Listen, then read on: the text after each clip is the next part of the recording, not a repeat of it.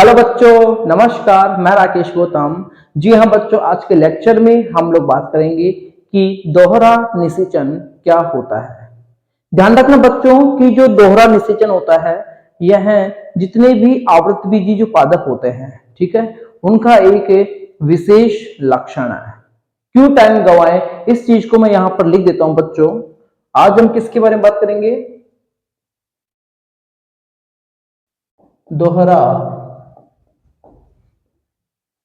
निषेचन। आज हम किसके बारे में बात करेंगे बच्चों? आज हम बात करेंगे कि दोहरा निषेचन क्या होता है। ध्यान रखना, इधर देखिए, दोहरा मतलब दो बार, निषेचन मतलब निषेचन। दोहरा निषेचन में दो बार निषेचन देखने को मिलेगा, जिसमें से एक रहेगा इसमें युग्मक संलयन और एक होगा इसमें त्रि संलयन। हो गया इतना क्लियर? क्या बताया मैंने आपको? दोहरा निषेचन में दो बार निषेचन होता है, एक बार इसमें युग्मक संलयन होता है और एक बार इसमें त्रिसंलयन होता है। परेशानी हमारे बच्चों के बीच में यह आ रही है कि सर आप हमें जरा ये तो बताइए कि युग्मक संलयन क्या होता है और त्रिसंलयन क्या होता है। बच्चों घबराइए मत, इस चीज का समाधान मेरे पास में है। सबसे पहले हम लोग भ्रूण कोश की संरचना समझेंगे, उसके बाद में हमको यह बहुत ही आसानी से समझ में आएगा कि युग्मक संलयन क्या होता है और त्रिसंलयन क्या होता है। ठीक है बच्चों, तो बिना टाइम गवाए सबसे पहले हम लोग भ्रूण कोश की जो संरचना है उसको कवर कर लेते हैं। ठीक है, देखिए बच्चों,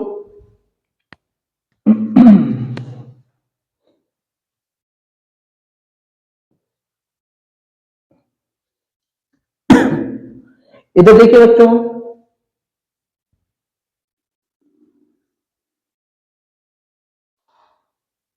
यहां पर जो मैं ये संरचना बना रहा हूं, यह संरचना है भ्रूण कोश की। किसकी संरचना है ये? यह है भ्रूण कोश की संरचना है। ध्यान रखना कि जो भ्रूण कोश होता है, भ्रूण कोश में दो सिरे होते हैं, एक तो ऊपर वाला सिरा होता है, एक नीचे वाला सिरा होता है। ठीक है, ऊपर वाले सिरे को कहेंगे निभाग क्षेत्र कहेंगे। ठीक है, नीचे वाला जो सिरा होता है, जो नीचे वाला जो क्षेत्र होगा, इसे कहेंगे बीजांड द्वार क्षेत्र। क्या कहेंगे इसे? इसे बीजांड द्वार क्षेत्र कहेंगे। जो निभाग क्षेत्र होता है, निभाग क्षेत्र की तरफ तीन कोशिकाएं आपको यहां पर देखने को मिलेगी। निभाग क्षेत्र की तरफ तीन कोशिकाएं होती है, इन्हें कहते हैं प्रतिमुखी कोशिका। क्या कहेंगे इसे बच्चों? इसे कहेंगे प्रतिमुखी कोशिका कहेंगे।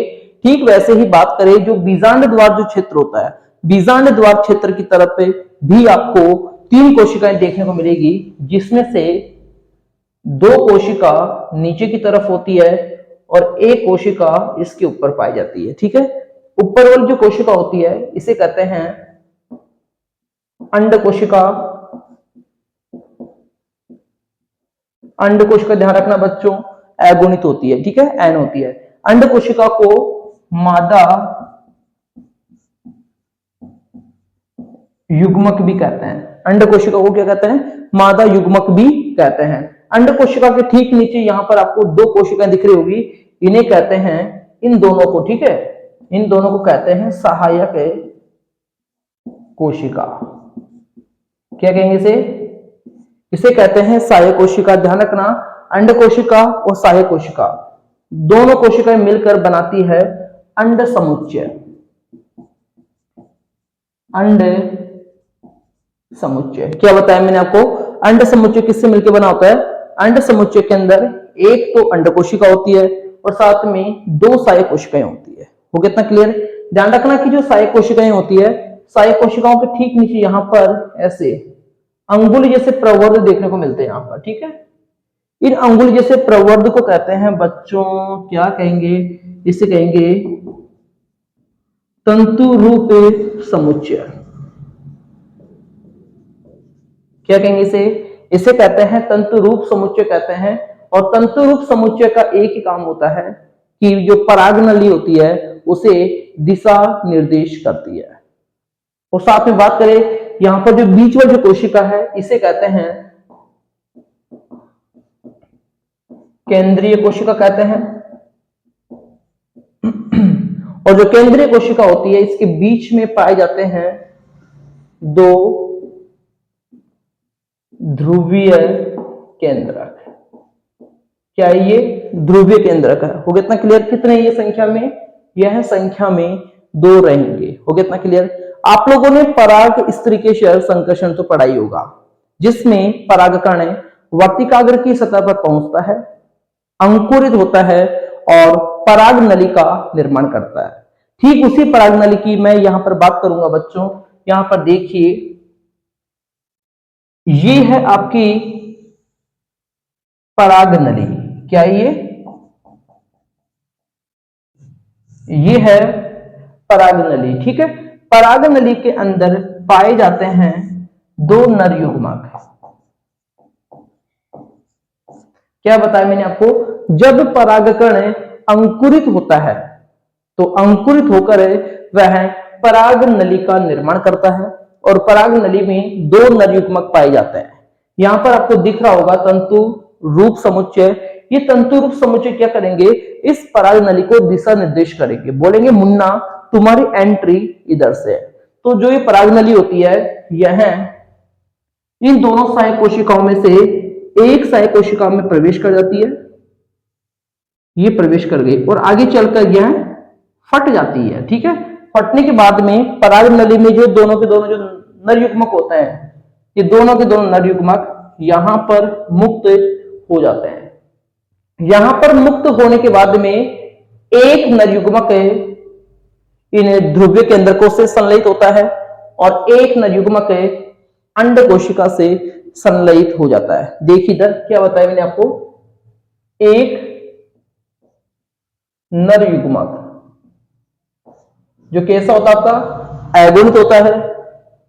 किससे संलयित होगा? अंड कोशिका से संलयित होगा।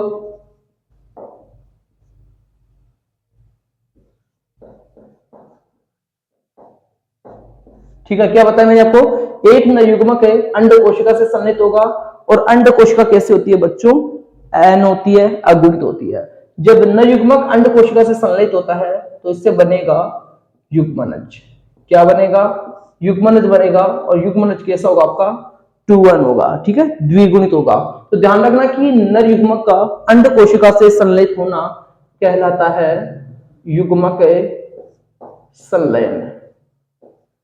क्या कहलाएगा? युग्मक संलयन कहलाता है। इसी को सिनगेमी कहते हैं। क्या कहेंगे इसे? सिनगेमी कहेंगे। यह युग्मनज आगे चलकर बनाएगा भ्रूण। क्या बनाएगा? भ्रूण बनाएगा। और भ्रूण भी आपका कैसा रहेगा बच्चों? 2-1 रहेगा। हो गया इतना क्लियर? आगे बात करें, एक नर युग्मक तो अंड कोशिका से संलयित हो जाता है और जो एक नर युग्मक होता है यह ध्रुवीय जो केंद्रक होते हैं, ठीक है, उससे संलयित होगा। तो यहां पर मैं लिख रहा हूं एक नर युग्मक। नर युग्मक कैसा होता है बच्चों? एन होता है। साथ में बात करें ध्रुवीय केंद्रक कितने हैं? 2 ध्रुवीय केंद्रक है। तो यहां पर आ गया 2 ध्रुवीय केंद्रक। ध्रुवीय केंद्रक कैसा होगा? 2 है तो n+n हो गया। ठीक है, तो नर युग्मक ध्रुवीय केंद्रकों से संलयित होकर क्या बनाएगा बच्चों? प्राथमिक भ्रूणपोष केंद्रक। क्या बनाएगा? प्राथमिक भ्रूणपोष केंद्रक बनाएगा। और प्राथमिक भ्रूणपोष केंद्रक भी कैसा होगा आपका? 3n होगा, ट्रिप्लोइड होगा, त्रिगुणित होगा। यह प्राथमिक भ्रूणपोष केंद्रक आगे चलकर बनाता है भ्रूणपोष। क्या बनाता है? भ्रूणपोष बनाता है। और भ्रूणपोष आपका कैसा होता है? ट्रिप्लोइड होता है, त्रिगुणित होता है। ठीक है, यह भ्रूणपोष इस भ्रूण को क्या, ये जो भ्रूणपोष होता है, यह भ्रूणपोष इस भ्रूण को क्या प्रदान करेगा बच्चों? पोषण प्रदान करता है। तो यहां पर आपको एक चीज बहुत ही अच्छी तरीके से क्लियर हो गई होगी कि जो दोहरा निषेचन होता है, दोहरा निषेचन में दो बार निषेचन की क्रिया होती है। एक बार नर युग्मक अंड कोशिका से संलयित होता है और एक बार नर युग्मक ध्रुवीय केंद्रकों से संलयित होता है। यहां पर आपको एक चीज समझ में आ रही होगी कि जो नर युग्मक होता है ध्रुवीय केंद्रकों से संलयित होकर प्राथमिक भ्रूणपोष केंद्र का निर्माण करता है। ठीक है, इस प्रोसेस को कहेंगे बच्चों त्रिसंलयन। क्या कहेंगे इसे? त्रिसंलयन कहते हैं। मतलब कि जो दोहरा निषेचन होता है, दोहरा निषेचन में युग्मक संलयन और त्रिसंलयन दोनों ही घटनाएं देखने को मिलती है और इन दोनों को सम्मिलित रूप से दोहरा निषेचन कहते हैं। बच्चों, आप लोगों को क्या ये क्लास समझ में आई? यदि आप लोगों को यदि ये वाली क्लास समझ में आई है तो आप लोग मुझे कमेंट करके बताइए। ठीक है बच्चों, अब हम लोग नई क्लास में मिलेंगे। जय हिंद, जय भारत बच्चों।